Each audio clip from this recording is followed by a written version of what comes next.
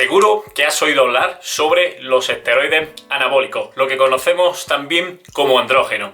Y en este vídeo te voy a explicar de dónde viene todo esto y te lo voy a explicar desde el punto de vista histórico. Así que si te interesa, vamos a ello. Los andrógenos son potentes medicamentos que siempre han sido o deben ser prescritos bajo criterio médico. La cuestión es que es evidente que todos sabemos que en los deportes y que con un uso también estético o propio del culturismo se utilizan para mejorar la apariencia estética o el rendimiento. Como he dicho, no solo se utilizan para el rendimiento deportivo, quizás su uso más extendido y peligroso esté en los usos estéticos, culturismo y fitness, o simplemente para aquellos que directamente ni compiten y solo quieren verse mejor y en forma. El primer uso clínico de la testosterona se hizo en el 1930 y a partir de ahí tuvo su auge, siendo un medicamento que a día de hoy se usa en determinadas patologías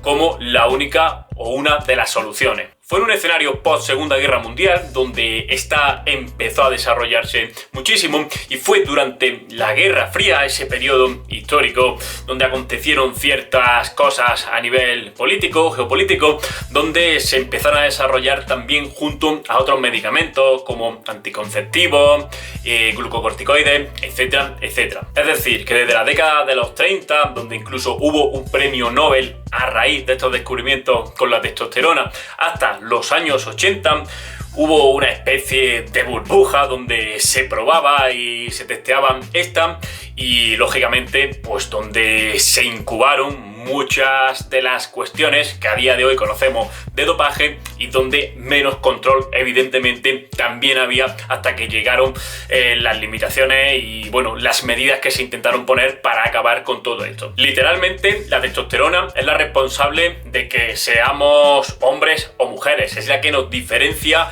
a nivel sexual y es la que nos da las características adultas. Como he dicho, las bases moleculares de esta, el hecho de conocer ciertas cosas ya con más detalle, no fue hasta el 1935.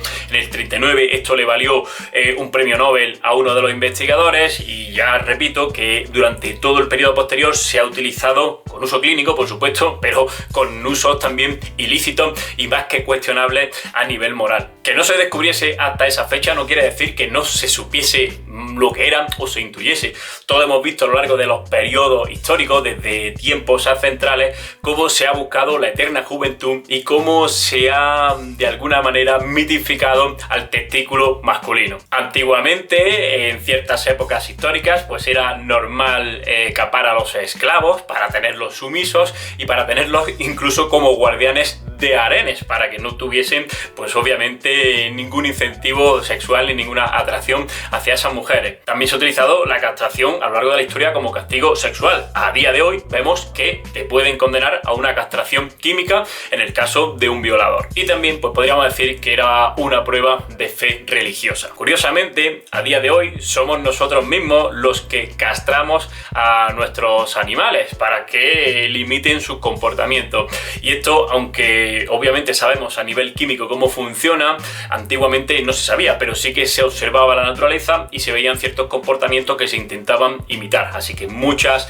de las relaciones en torno a esa testosterona masculina pues vienen de la observación de lo que ocurría precisamente cuando se castraba a los animales en la granja y en el ámbito agrícola. Podemos hablar también de los euconos chinos, tradición imperial que ha estado casi hasta el siglo XX, al igual que de aquellos niños ya en Europa que se castraban desde pequeñitos para que mantuviesen las características de la voz y cantasen con cierto tono en la ópera de mayores. Y quizá la mayor tontería llevada a cabo en esto de la investigación alrededor de la testosterona venga de la organoterapia, que básicamente se intentaban trasplantar los testículos en otra zona del cuerpo y transferir esa virilidad, ¿no? Esa testosterona. Así pues, esta es un poco la historia detrás de esta. Se originó relativamente temprano, no tiene tantos años, ya hemos visto que su auge estaba en los años 80, con ese bloque soviético que empezó a investigar, que obtuvo quizá datos muy interesantes si se utilizasen con un buen criterio médico, pero que lógicamente